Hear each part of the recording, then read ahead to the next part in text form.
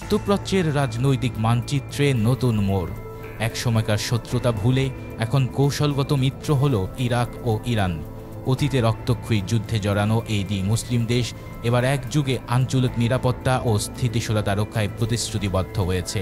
মধ্যপ্রাচ্যের দুই প্রতিবেশী দেশের মধ্যে সম্পর্কের নতুন অধ্যায় রচিত হচ্ছে।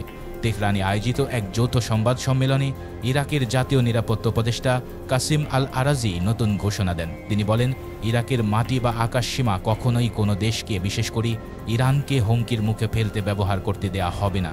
বাগদাদ তেহরানের সঙ্গে স্বাক্ষরিত নিরাপত্তা চুক্তির প্রতি সম্পূর্ণভাবে প্রতিশ্রুতিবদ্ধ। ইরান সহ প্রতিবেশী সব দেশের সার্বভৌমত্ব রক্ষায় একযোগে কাজ করবে।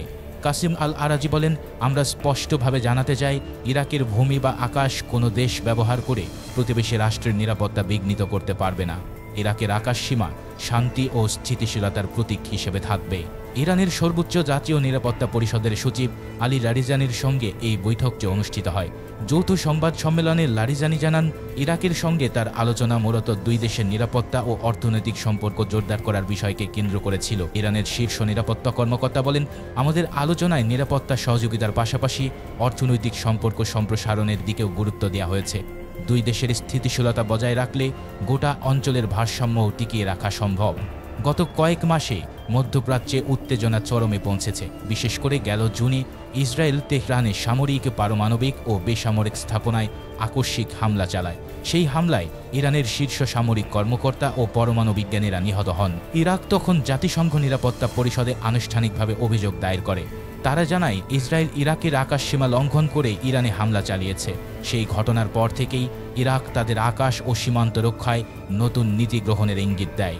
বিশ্লেষকদের মতে, ইরাকের এই ঘোষণা শুধু কূটনৈতিক সৌজন্য নয়, বরং আঞ্চলিক নিরাপত্তার ভারসাম্যে বড় একটি বার্তা।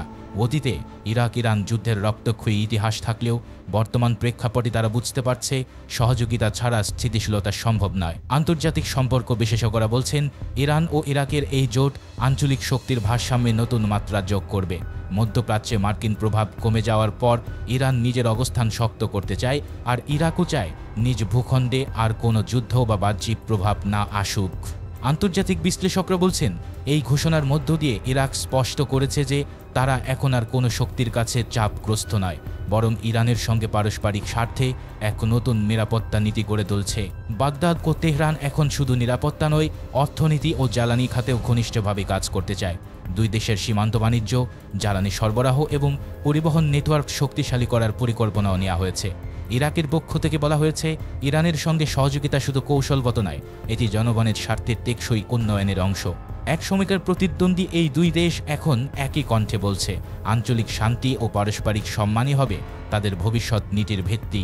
ইরাক ও ইরানের এই কৌশলগত ঐক্য মধ্যপ্রাচ্যের রাজনীতিতে নতুন ভারসাম্য আনতে পারে, যা ইসরায়েল ও পশ্চিমা বিশ্বের জন্য বড় এক বার্তা।